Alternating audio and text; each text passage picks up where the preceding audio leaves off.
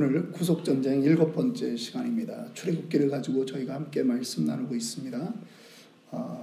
어제는 이쪽 시간으로 11시, 12시 넘어가면서 나라 대통령이 또 이제 바뀌었습니다. 아침에 눈을 떴더니 뉴스에 여기저기 모래 폭풍 같은 것들이 막 비춰지고 도로가 트래픽이 있는 게 아침부터 나오더니만 바람이 아주 장난 아니게 붑니다. 또 이런 일들이 또 있네요. 여러분들, 우리는 지금 이 출애굽기를 살펴보면서 구속전쟁, 하나님이 행하시는 그러한 전쟁의 관점에서 출애굽기의 말씀들을 좀 살펴보고 있습니다. 이 말씀들을 통해서 사실은 우리가 좀 깨달아야 되는 것이 있는데, 하나님이 이스라엘 백성들에게 무엇을 원하시는지를 우리에게 적용을 시켜야 된다라고 하는 거예요. 요즘 제가 고민하는 게 그런 겁니다. 특별히 우리 치노밸리 아름다운 교회 성도들 수준이라면 사실은 어떤 거를 더 많이 배워서 여러분들의 성경적인 지식이 더 늘어나야 되는 것이 아니라, 알고 있는 말씀, 배운 말씀을 어떻게 내가 살아내느냐, 그것이 우리의 과제가 되어야 된다라고 하는 것이죠. 목사가 되면서 부담이 그거예요.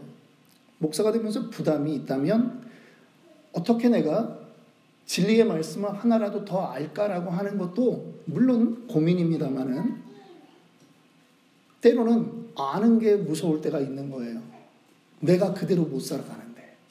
그래서 목사는 사실은 삶으로 살아내는 사람이다, 저는 그렇게 생각해요. 성도도 예외가 아니겠죠. 그런데 이 구속전쟁의 내용들을 보면서 하나님이 우리에게 원하는 것이 무엇인가 한번 오늘도 살펴보기를 원합니다. 여러분, 출애굽은 유월절 사건으로 시작이 됩니다. 하나님이 이 유월절 사건을 너희들의 첫 해로, 첫 달로 삼으라고 말씀하실 정도로 이 유월절 사건은 아주 의미 있는 것입니다. 애굽의 모든 장자가 죽었어요. 어린 양의 피를 바른 집들만 살아남은 것입니다. 그런데 그것이 신약시대에도 동일하게 반복되는 것이죠. 예수님이, 어린 양 되신 예수님이 십자가에 달려 돌아가셨습니다. 그 피를 믿는 자들에게 구원이 있는 줄 우리는 믿는 것입니다. 그래서 구약의 어린 양 사건이 유월절이라고 하면 우리 신약에서는 예수님의 십자가 사건이 바로 유월절 사건이 되는 것입니다. 구약에서 모세에게 속해서 홍해를 건넜던 백성들이 있습니다. 그런데 나와 보니까 가나안이 아닌 거예요.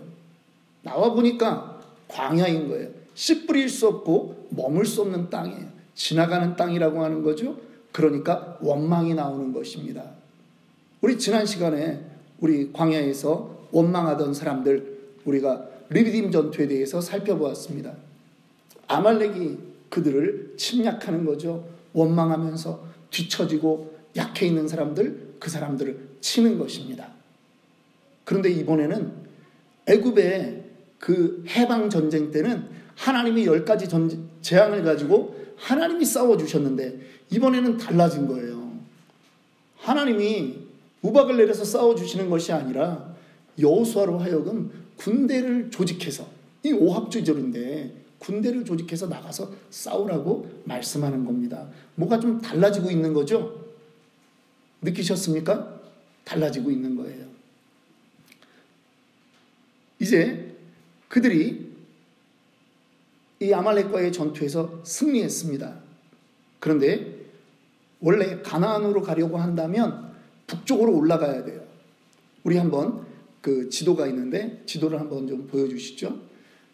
지금 이 엘림, 르비딤 이쪽에서 가나안 쪽으로 가는 방향은 북쪽으로 올라가야 되는 거예요. 그런데 하나님이 이끄시는 방향은 남쪽으로 내려오고 있는 거예요. 자꾸 남쪽으로 내려오는 거예요. 그래서 이스라엘 백성들도 이상한 거죠. 그리고 남쪽 맨 밑에 가서 무슨 산 앞에 가서 장막을 치게 되느냐 하면 바로 시내산이라고 하는 곳에 가서 장막을 치는 것입니다.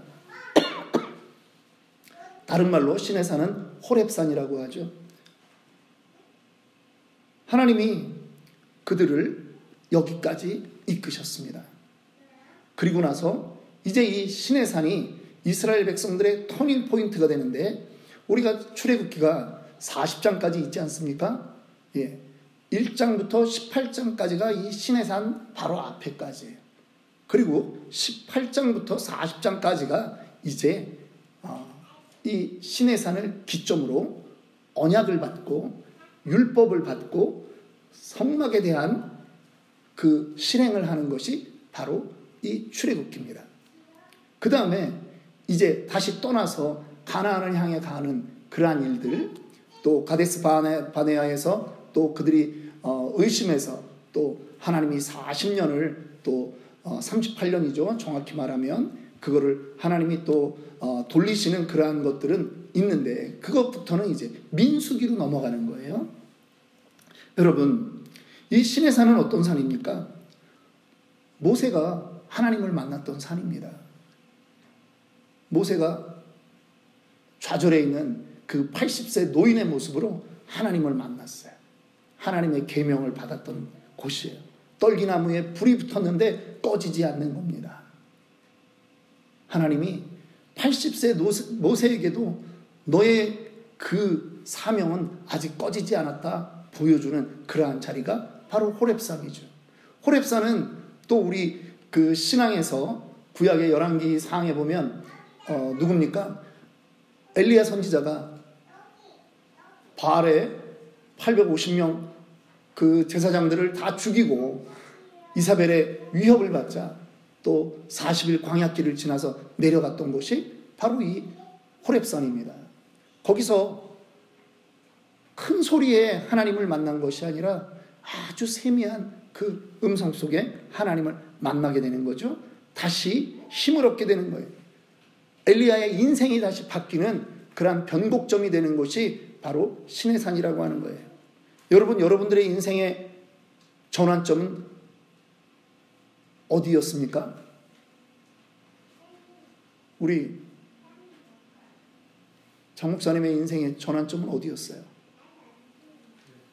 아리조나였습니까? 예. 저에게도 인생의 변곡점이 있어요. 우리 인생의 시내산, 호렙산, 하나님을 진하게 만난 그 산이 있다라고 하는 거예요. 이 호렙산은 모세에게 또 다른 의미가 있어요. 출애굽기 3장 12절을 말씀을 한번 다시 보겠습니다. 출애굽기 3장 12절인데요. 한번 제가 우리 같이 한번 읽어보겠습니다. 하나님이 이르시되 내가 반드시 너와 함께 있으리라. 네가 그 백성을 애굽에서 인도하여 낸 후에 너희가 이 산에서 하나님을 섬기리니 이것이 내가 너를 보낸 증거니라. 이때는 아직 바로를 찾아가기 전이에요. 지금 여기는 시내산 호렙산에서 하나님과 대화를 나누는 거예요. 하나님이 말씀하시는 거예요. 너 이 다음에 여기 와서 나를 예배할 날이 올 거야. 그때 이 자리가 증거가 될 거야 라고 하나님이 알려주시는 거예요. 여러분, 모세가 이 이스라엘 백성들을 데리고 나오는 게 쉽지 않았잖아요. 심지어는 하나님, 내가 이 백성을 내가 낳았습니까? 할 정도로 모세도 힘들었단 말이에요. 그런데 돌고 돌아 와보니까 자기가 지금 호렙산에 와 있는 거예요. 시내산에 와 있는 거예요. 그때 생각나는 거죠. 하나님이 나한테 그때 말씀하셨는데, 그것이 나는 까맣게 잊어버리고 있었는데 그것이 여기서 이루어졌구나. 이 땅에 이 백성들이 와서 200만이 넘는 그 백성이 여기까지 올 줄은 자기도 상상을 못했는데 여기에 와서 내가 하나님을 다시 경배할 줄이야. 여러분, 인생에 하나도 놓칠 게 없다라고 하는 것을 기억하셔야 돼요. 여러분들 계속 기도 운동을 하는데요. 여러분들 입에서 나왔던 그 기도 하나님이 들으십니다. 기도는 실체예요. 공기만 울리는 게 아니라고요. 그래서 그 기도했던 걸 기억하셔야 돼요. 그런데 잊어도 때로는 하나님이 어느 순간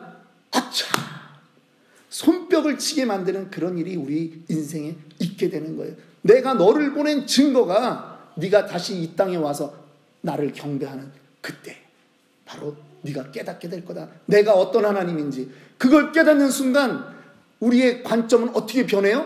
앞으로의 내 인생길도 하나님이 이끌어 가시겠구나. 아둥바둥하고 조바심 내서 왔는데 하나님이 여전히 인도하실 거구나 하는 거죠. 하나님 살아계시구나 하는 그런 거예요. 여러분들도 자녀들을 키우다 보니까 그런 마음이 들 때가 있을 거예요. 애들이 막 좌절하고 힘들다 할 때 부모는요, 인생을 자녀보다는 오래 살아봤잖아요. 힘들다고 해도 그 시간 지나가거든요. 지금 그렇게 하늘 무너진 것처럼 그렇게 할 필요 없거든요. 제가 목사가 되고 나니까 깨닫는 게 있어요. 뭐냐면 뭐가 제일 힘든 줄 아십니까? 성도들 위해서 힘들어요라는 말을 할 때 목사는 마음이 무너지는 거예요. 예수를 원투데이 믿은 게 아니잖아요. 그럼 어떤 사람은 뭐 3데이 믿었다고 그럴까봐 저기 하는데 원투데이 믿은 예수가 아니잖아요.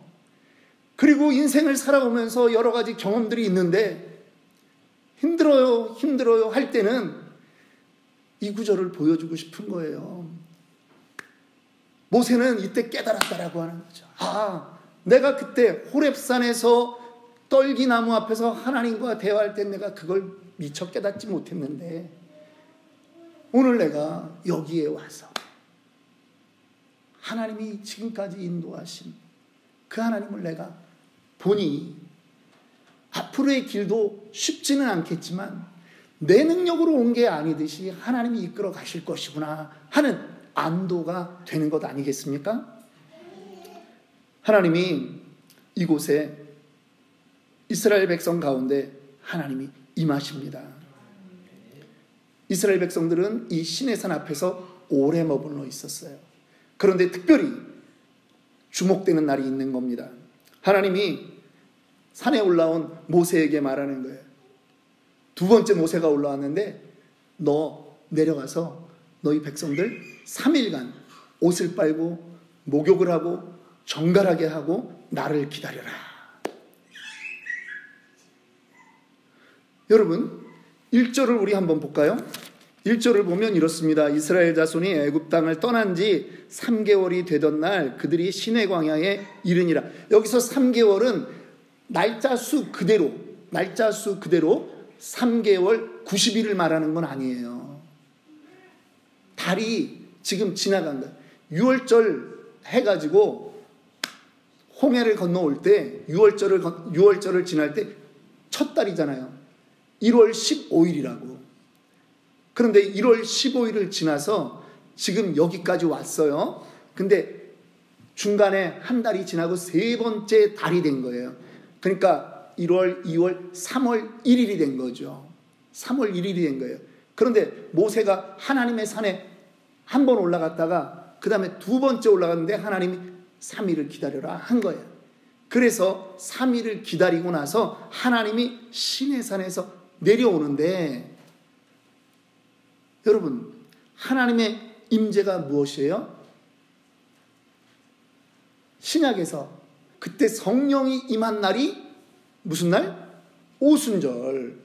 5, 5, 열순 50일째 되는 날 성령이 임한 거죠. 하나님이 그들 가운데 들어오신 거예요. 지금 구약에서 시내산까지 와서 모세가 두 번째 올라갔을 때 하나님이 3일 뒤에 내가 너희를 만나겠다라고 말씀하는 거예요. 하나님의 임재가 이스라엘 백성 가운데 경험되어지는 날이 50일째라는 거예요. 그래서 이것이 구약의 오순절이다. 구약의 오순절은 언제 일어났다? 시내산에 와서 일어났다. 우리는 그걸 또 다른 말로 시내산 언약이다. 왜 시내산 언약이라고 말하냐 하면 19장 우리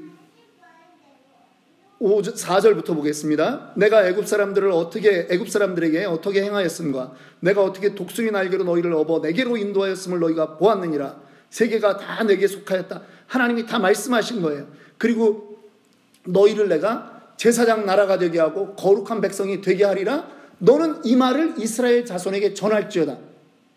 이 얘기가 무슨 얘기냐면 이스라엘 백성들이 이렇게 되기를 원하느냐 안 원하느냐를 이야기해달라는 거예요.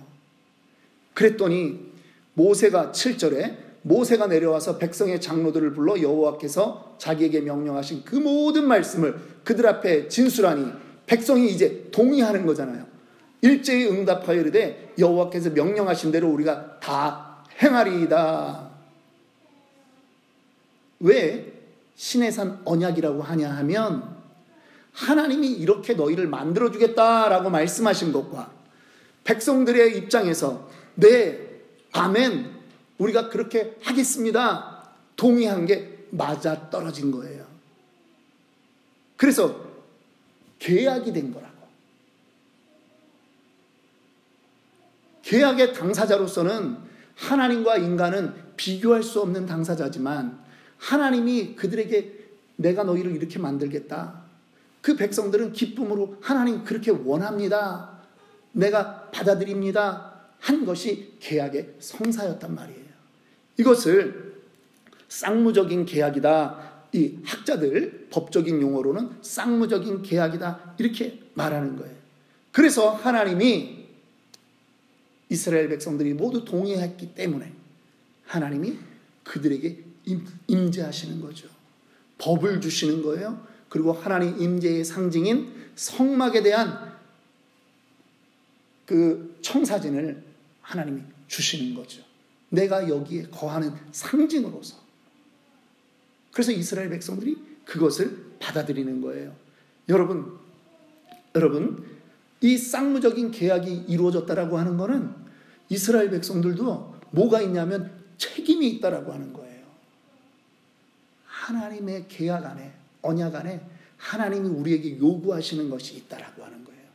아까 르비딤 전투에서는 하나님이 대신 싸워주는 게 아니라 여호수아와 그 군대가 나가서 싸우듯이 하나님이 이제 하나님으로 인해서 구원받은 백성들에게 하나님, 내가 이 예수 그리스도를 그냥 천국행 티켓으로 생각하는 것이 아니라 내가 예수 그리스도의 제자가 되겠습니다라고 고백한 모든 사람들에게 하나님이 믿음의 장성한 분량에까지 자라나는 요구가 있다라고 하는 거예요.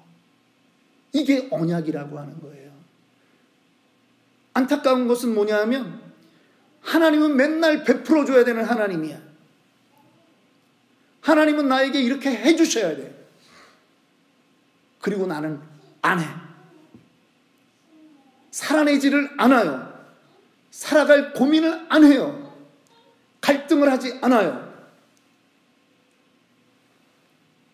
이스라엘 백성들은요, 이 시내산 앞에서 언약을 받고도 이들은 과거의 습관을 버리지 못하는 문제들이 나타나는 걸 우리가 이제 다음 시간에 또 배우게 될 것입니다. 여러분들이 이미 다 알고 있잖아요. 그런데 하나님이 그거를 가만 놔두지 않으신단 말이에요. 징계하시는 거예요. 왜? 이제 이 계약 안에 하나님이 요구하시는 장성한 분량에 이르는 백성이 되어야 되기 때문에 하나님이 원하는 것은 너희들이 그거에 순종하기를 원하는 거예요. 자라나기를 원하는 거예요. 시내산 언약은 우리의 삶 속에서 하나님을 계속 만나고 계속 하나님을 의지하라고 하는 그러한 부분인 것이에요. 조금 전에도 말씀드렸습니다.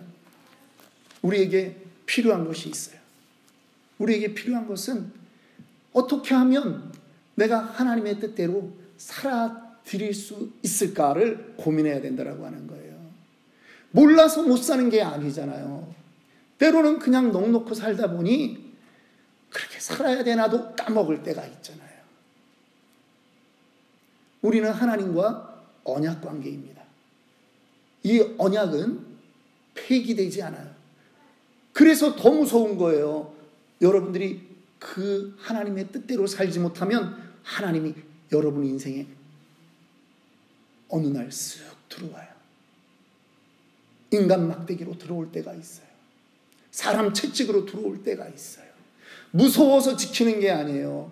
우리는 하나님을 사랑해서 지키는 거예요. 오늘 이스라엘 백성들에 대한 하나님의 기대가 이만큼 올라갔다라고 하는 거예요. 믿으십니까?